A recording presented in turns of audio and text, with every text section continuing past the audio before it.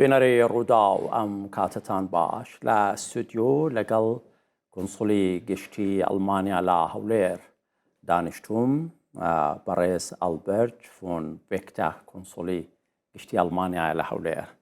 بەڕێز کۆنسڵ پێم خۆش بوو تۆم بینی. زۆر سپاسی بانگێشکردنەکەتان دەکەم. بەخێر بێ. کریسمس پیرۆز بێ و ئەمەوێ بپرسم کریسمس لە هەولێر و لە کوردستان چۆن بوو؟ زۆر خۆش بوو. ئاهەنگێکی بچووکی کریسمسمان لە کۆنسڵخانە ڕێکخست. خەشەینی و هێزە سەربازەکەمان لە بنکەی فڕۆکەخانەی ئاسمانی هەولێر بانگێشت کرد و ڕێوڕسمێکی بچووکی ڕێکخست.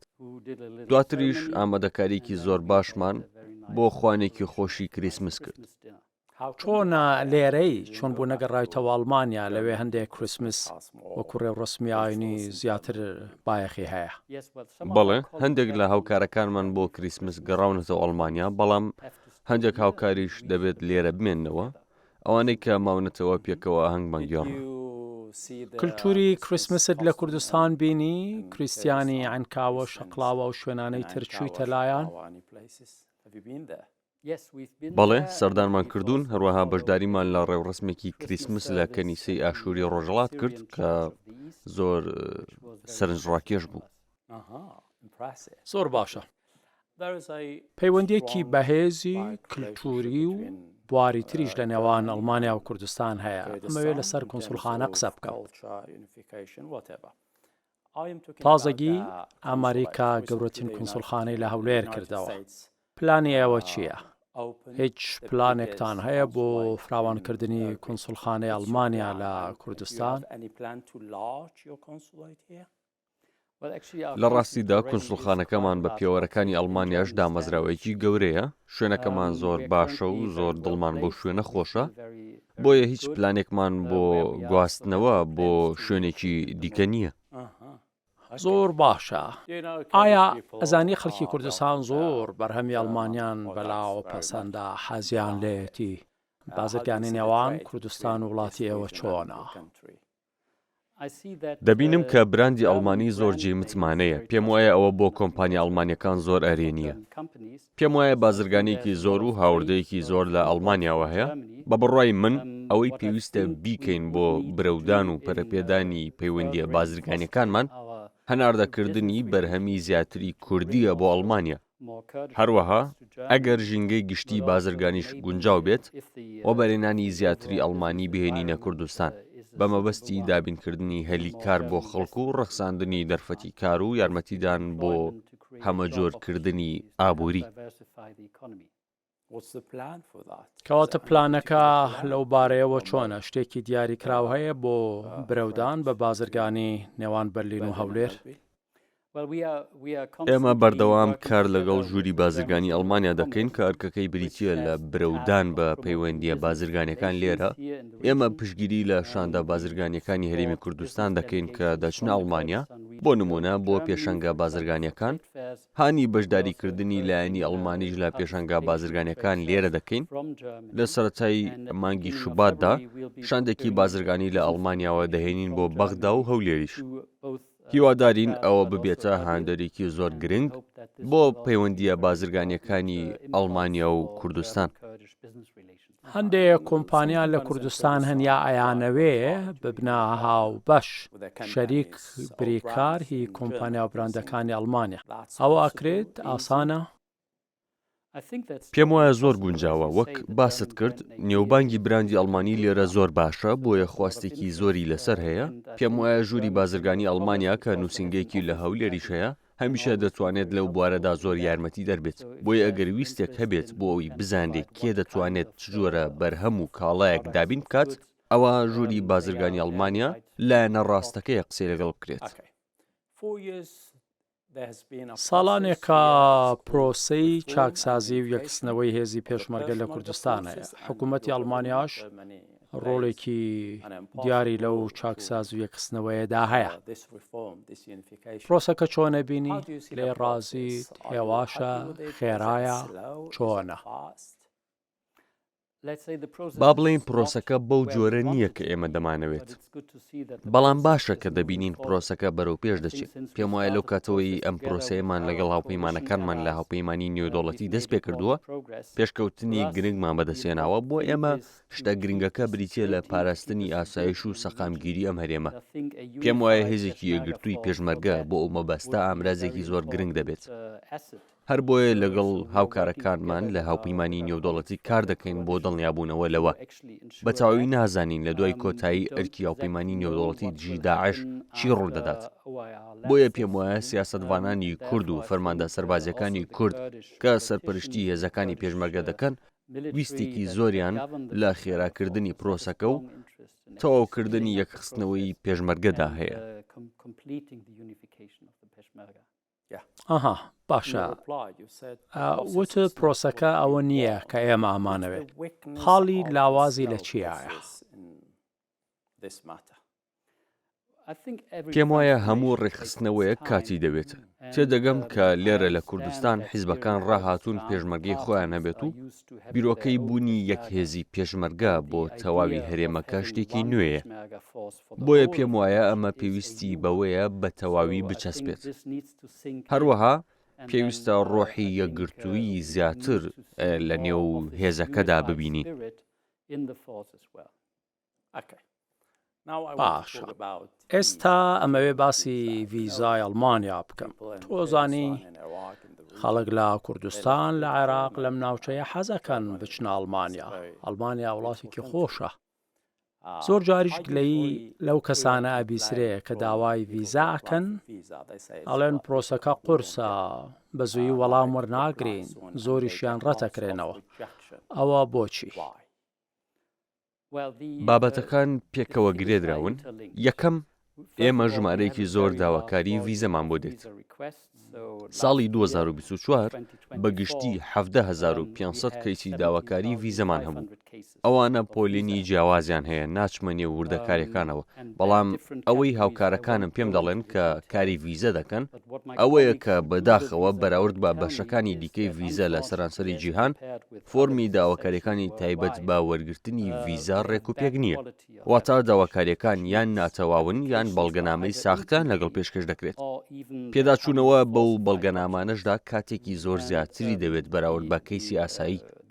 ئەمە یەکێکە لە هۆکارانەی کە پرۆسەی ڤیزە لە ئێمە خاو دەکاتەوە. هەر بۆیە ئەو کەسانەی کە بەڵگەنامەی ناتەواو یان ساختە پێشکەش دەکەن، پرۆسەکە بۆ کەسانی دیکەش خاو دەکەنەوە. لەبەر ئەوە داوا لە هەمووان دەکەم بە وردی سێری ڕێنماییەکان بکەن بۆ پێشکەشکردنی بەڵگەنامەی تەواو کە بۆ ڤیزە پێویستن. ئەوە دەبێتە یەکەم هەنگاو بۆ وەرگرتنی ڤیزە. ئەها تێگەیشتم. جگە لە خەڵکی کوردستان بەشەکانی دیکەی کوردستان بۆ وەرگرتنی ڤیزا لە ڕۆژاوای کوردستان و سووریا و شوێنی تریشەوە، ئایا هەمویان لە کۆنسڵخانەی ئەڵمانیا لە هەولێر داوای ڤیزاکەن؟ ئێوە ڤیزای ئەوانی ژەدەن؟ با بڵێن بە شێوەیەکی گشتی بۆ داواکردنی ڤیزا دەبێت نیشتەجێی ئەو ناوچەیە بیت کە کۆنسڵخانە یان باڵۆزخانەکە کاری تێدا دەکات. دۆخێکی تایبەت بۆ خەڵکی باکووری ڕۆژهەڵاتی سووریا هەیە، چونکە باڵۆزخانەی ئەڵمانیا لە دیمەشق ئێستا کاری ڤیزا ناکات. ناشزانم کەی دەست پێ دەکاتەوە. ئێمە باڵۆزخانەکەمان لەوێ هەیە، بەڵام هێشتا بەشی ڤیزەمان نییە. بۆیە ئێستا خەڵکی باکووری ڕۆژهەڵاتی سووریا یان بە گشتی خەڵکی سووریا کە نیشتەجێی سووریان دەتوانن لە هەولێر داوای ڤیزە بۆ ماوەی درێژتر بکەن، واتە بۆ مانەوەی زیاتر لە 90 ڕۆژ. ڤیزەی شنگن نا، بەڵکو ڤیزەی مانەوەی درێژخایەن. زۆر باشە. لە چەند ساڵی ڕابردووە هیچ جۆرە گەندەڵیەک لە پێدانی ڤیزا هەبووە لەلایەن ئەوانەی کە داوای ڤیزاکەن یا هەر شتێکی تری هاوشێوە؟ پێم وایە کێشەکە لێرە ئەوەیە زۆر نووسینگە هەن بە خەڵک دەڵێن کە دەتوانن پرۆسەی ڤیزا خێراتر بکەن. پێم وایە لە ڕێگەی ئەو نووسینگانەوەیە کە هەندێک لە بەڵگەنامە ساختەکان دروست دەبن. تەنیا دەتوانم دووپاتی ئەو بکەمەوە کە هەموو کەسێک دەتوانێت داوای ڤیزا بکات و هیچ جادوویەکی ناوێت. زۆر گرنگە کە بەڵگەنامەکانت تەواو بن. لیستێکی ڕوون لەسەر ماڵپەڕەکەمان هەیە و هەموو کەسێک دەتوانێت خۆی ئەو کارە بکات.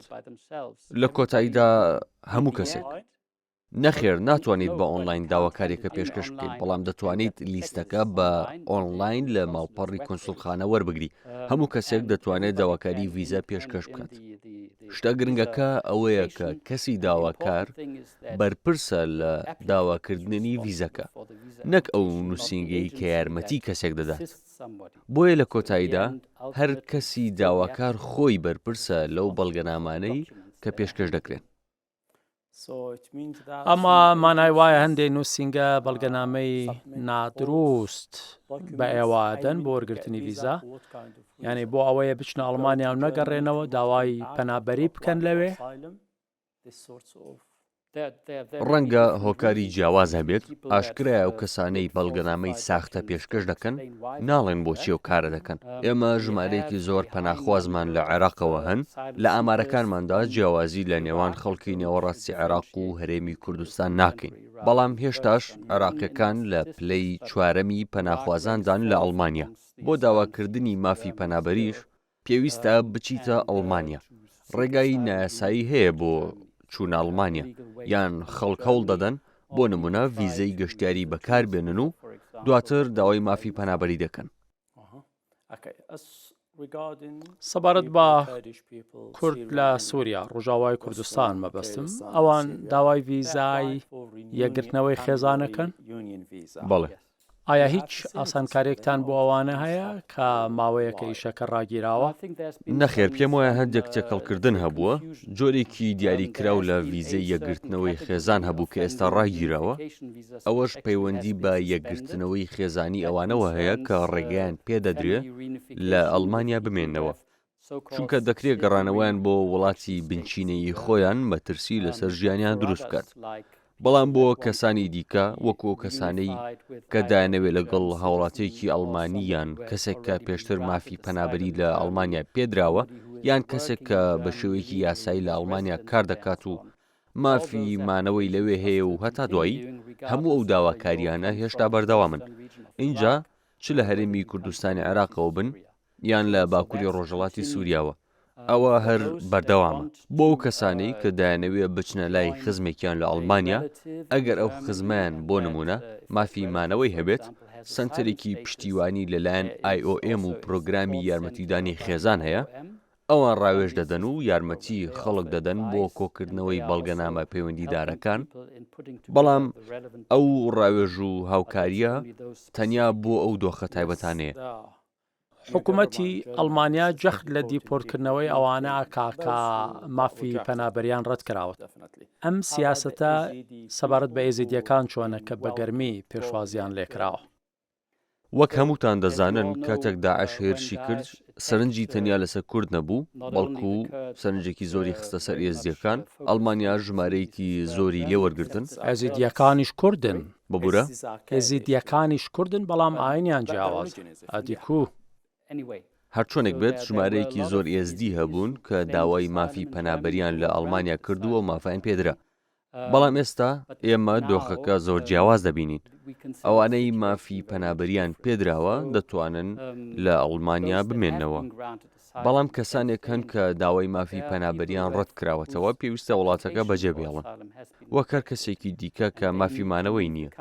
ئەمە تایبەت نییە بە ئێزدیەکان. لە بنەڕەتدا هەر کەسێک کە هەوڵی وەرگرتنی مافی نیشتەجێبوونی هەمیشەی لە ئەڵمانیا دەدات و دواتر داواکاریەکەی ڕەت دەکرێتەوە، لە کۆتاییدا دەبێت وڵاتەکە بەجێبێڵێت.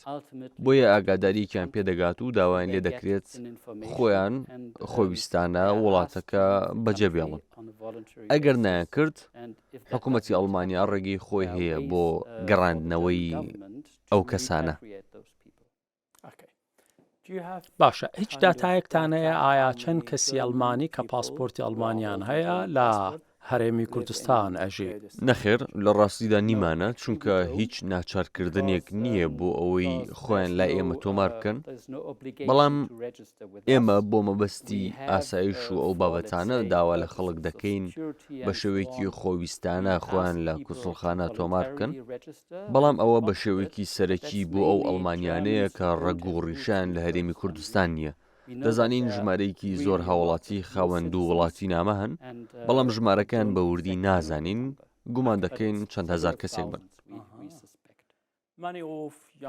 زۆر لەو گەنجانەی کوردستان کە دەرچووی زانکۆن یا ئامانجان خوێندن و ئیشکردنە حەزیان لێ بچنە ئەڵمانیا کار بکەن بخوێنن. چ جۆرە ئاسانکاریەک بۆ خوێندکار هەیە تا داوای کورسی ماستەر و دکتۆرا لە ئەڵمانیا بکە یا بۆ ئیش بچێتەوێ؟ دەرفەت هەیە بۆ چوونە ئەڵمانیا، لە ڕاستیدا ئەڵمانیا پێشوازی لەو جۆرە پەناخوازانە دەکات، چونکە ئێمە زۆر پێویستمان بە پەناخوازی لێهاتووە، بەڵام دەستەواژەکە پەناخوازی لێهاتووە، ئەوەش بەهۆی گۆڕانی دیموگرافی وڵاتەکەمانەوە. ئەڵمانیا کۆمەڵگەیەکی بەساڵاتچووی هەیە بۆ پاراستنی ئاستی ئابووریمان، پێویستە پشت بۆ و بیانیانە ببەستین کە دێنە ئەڵمانیا.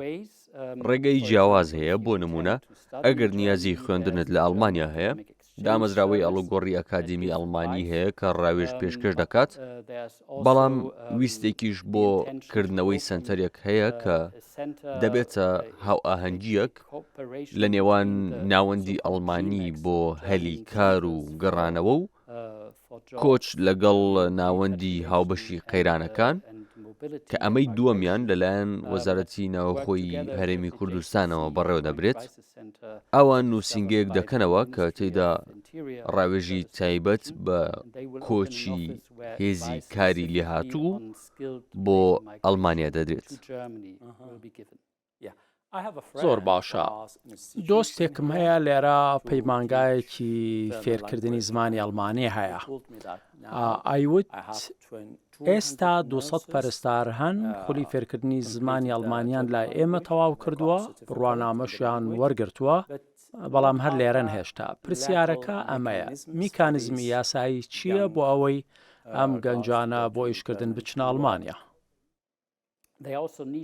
پێویستە ئەوانیش داوای ڤیزە بکەن، بە شێوەیەکی ئاسایی دەبێت لێرەوە بە دوای کارێکدا لە ئەڵمانیا بگەڕێن، ئەوەش کارێکی گونجاوە و دەست دەکەوێت. کاتێک کارەکان دەستکەوت دەتوانن داواکاری ڤیزە لەگەڵ بڕوانامەی لێهاتووی و زمان و پێداویستی دیکە پێشکەش بکەن. ئەو پرۆسەیە بە شێوەیەکی ناوەندی بەڕێوە دەبرێت، واتە دام و دەستگاکان لە ئەڵمانیا سەیری داواکاریەکانی ڤیزە دەکەن، بەڵام لە بنەڕەتدا کونسڵخانە لێرە پەنجەرەی خزمەتگوزاریەکانە بۆ ئەو جۆرە داواکاریانە.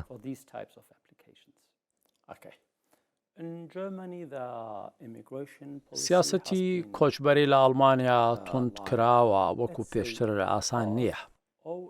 چ پلانێکتان هەیە بۆ کارکردن لەگەڵ حکوومەتی کوردستان بۆ ڕاگررتنی کۆچی نایاسایی قاچاق لێرەوە بۆ ئەڵمانیا؟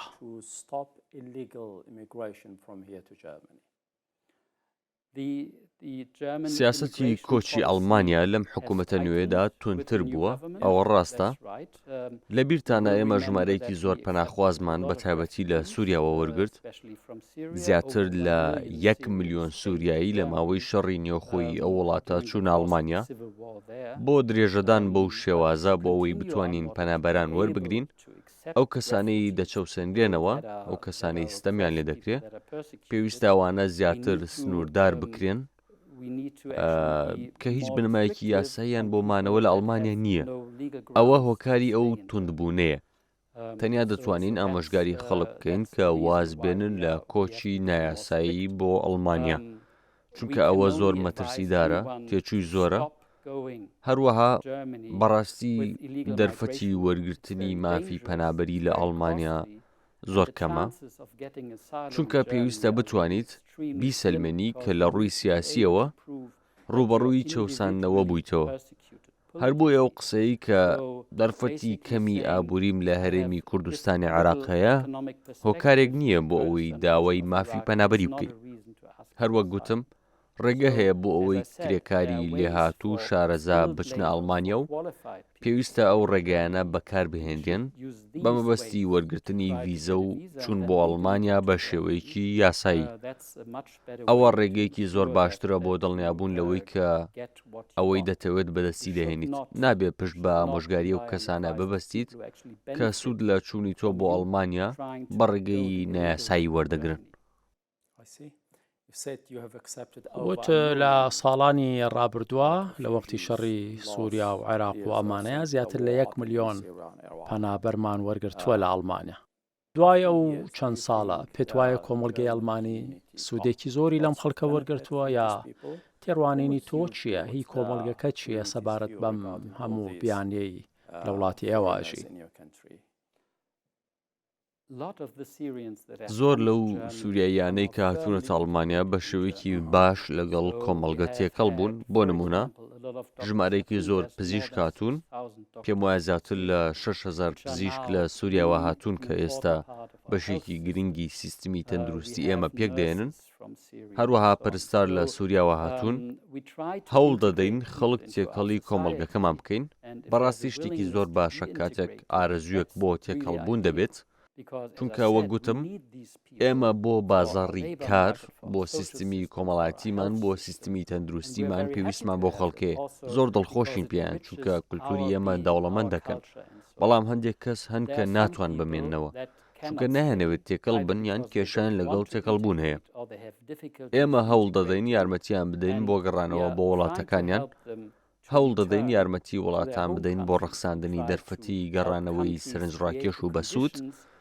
هەوڵ دەدەین لە سووریاوە بکەین، هەروەها هەوڵ دەدەین لە هەرێمی کوردستانیش بکەین.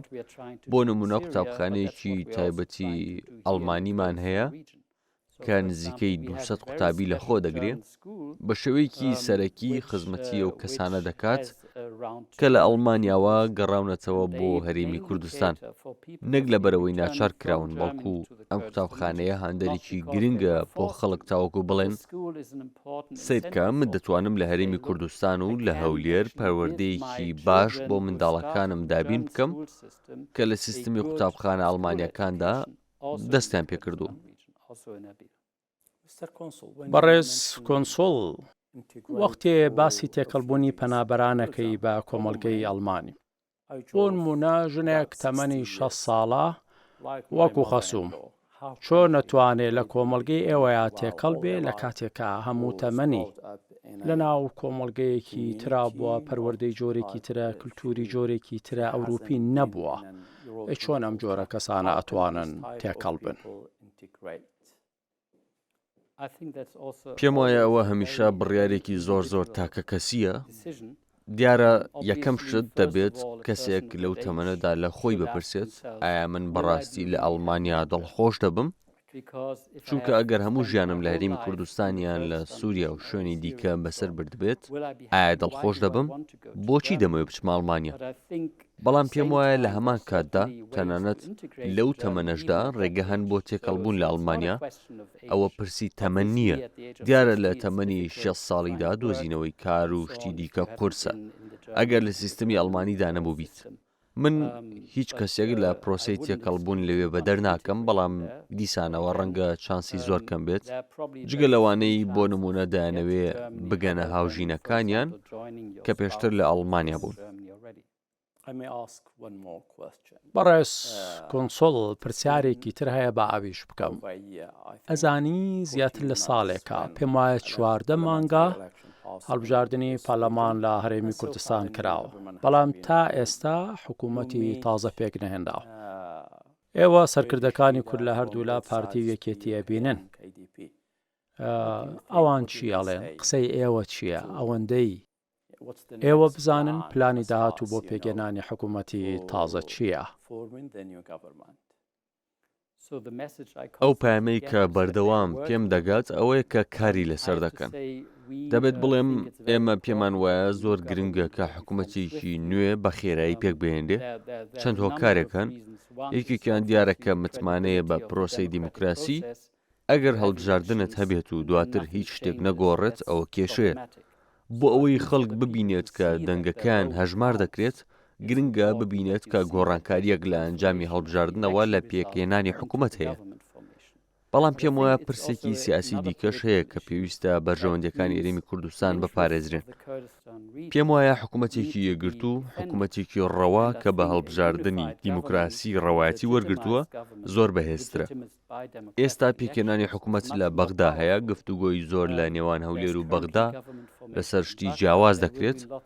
تازە بیستمان کە ڕێککەوتنی نەوت لە نێوان بەغدا و هەولێر بۆ 3 مانگی داهاتوو نوێ کراوەتەوە، ئەوە نیشانەیەکی باشە. بەڵام شتی جیاواز بۆ دانوستاندن و ڕێککەوتن لە نێوان هەولێر و بەغدا دەبێت. پێم وایە حکوومەتێکی هاوبەش شانسی زۆر باشتری هەیە بۆ ئەوەی بەڕاستی بەرژەوەندەکانی خەڵکی کورد بگۆڕێت بۆ کردداری سیاسی و ڕاستەقینە. پێم وایە ئەوە زۆر گرنگە. پێم وایە هەرێمی کوردستان زۆر پێشوازی لەو پشتیوانیە ئەمنیە دەکات کە لە کۆمەڵگەی نێودەوڵەتی و لە هاوپەیمانی دژی داعشەوە پێدەگات. ڕەنگە لە ئەیلولی ساڵی 2026 کۆتایی پێبێت. پێویستە چارەسەرێکی شوێنگرەوە بۆ ئەوە بدۆزینەوە. هەروەها بۆ بەرگریکردن لە بەرژەوەندەکانی کورد، ئەو بەرژەوەندیانەی کە ڕەنگە جیاواز بن لە ڕوانگەی هەندێک خەڵک لە بەغدا، زۆر گرنگە کە حکوومەتێکی یەکگرتوو هەبێت. بەڕێز ئەلبەرت فۆن ویتکەر، کۆنسولی گەشتی ئەڵمانیا. ئەوە هەموو شتێک بوو لە لای منەوە. زۆر سوپاس. سوپاس بۆ میوانداریەکەتان. سپاس بۆ ئەوەش.